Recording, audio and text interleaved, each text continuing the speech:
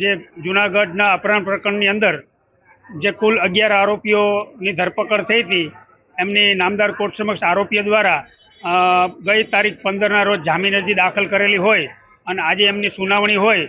ફરિયાદ તરફી સંજયભાઈ પંડિત અને ડીપી પાત્ર તરીકે અમે બે ફરિયાદ તરફી એડવોકેટ તરીકે રોકાયેલા છીએ અને અમારે આ જામીન અરજીના વિરોધમાં સોગંદનામું આપવાનું હોય, જેથી કરીને આજે અમે વકીલપત્ર અને મુદત રિપોર્ટ રજૂ કર્યો છે.